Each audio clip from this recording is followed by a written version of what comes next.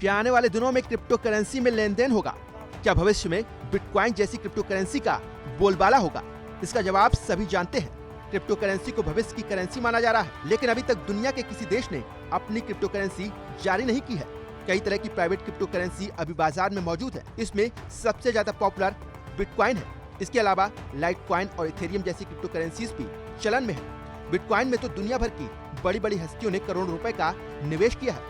यही वजह है कि आज एक बिटकॉइन की कीमत 34 लाख के पार पहुंच गई है।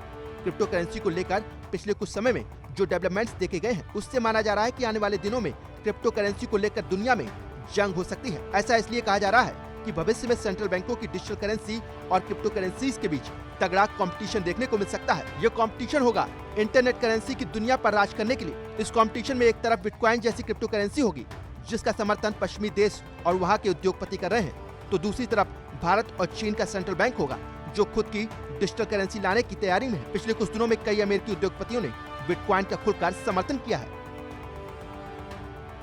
ट्विटर के सीईओ जैक डोरसी ने बिटकॉइन डेवलपमेंट ट्रस्ट बनाने का ऐलान किया है। बिटकॉइन डेवलपमेंट ट्रस्ट में 500 बिटकॉइन यानी करीब 174 करोड़ रुपए का निवेश होगा। ये ट्रस्ट भारत और अफ्रीकी देशों में काम करने वाली टीमों के लिए होगा।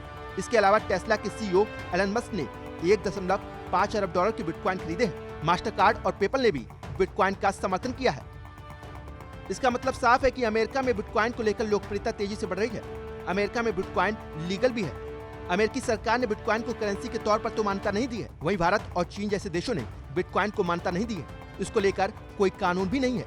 वैसे भी भारत का सेंट्रल बैंक आरबीआई अपनी डिजिटल करेंसी लाने पर विचार कर रहा है। हालांकि अभी इस पर स्थिति पूरी तरह से साफ नहीं है, लेकिन माना जा रहा है कि संसद में चल रहे बजट सत्र में इस बार डिजिटल करेंसी नियमन विधेयक 2021 लाया जा सकता है। इसके बाद ही भारत में क्रिप्टो करेंसी का भविष्य तय हो पाएगा। दूसरी ओर चाइनीज सेंट्रल बैंक भी डिजिटल करेंसी की दिशा में तेजी से काम कर रहा है। चीन के central bank people's bank of China ने डिजिटल युआन के ट्रायल की मंजूरी दे दी है। डिजिटल करेंसी चीन का बेहद ही महत्वाकांक्षी प्रोजेक्ट है। क्रिप्टो करेंसी के बाजार में आई तेजी, खासकर बिटकॉइन में ऐतिहासिक उछाल के बाद सरकार की तरफ से लिया गया ये बड़ा फैसला है। इस तरह भारत और चीन दोनों डिजिटल करेंसी की दिशा में तेजी से काम कर रहे हैं। दोनों ही देश सरकारी रेगुलेशन वाली डिजिटल करेंसी के पक्षधर हैं। अब सवाल यह है कि अगर भारत और चीन जैसे देश अपनी डिजिटल करेंसी लाने की बात कर रहे हैं, तो ऐसे में ये देश बिटकॉइन जैसी प्राइवेट क्रिप्टो करेंसीज को चलन में लाने के लिए मंजूरी क्यों देंगे?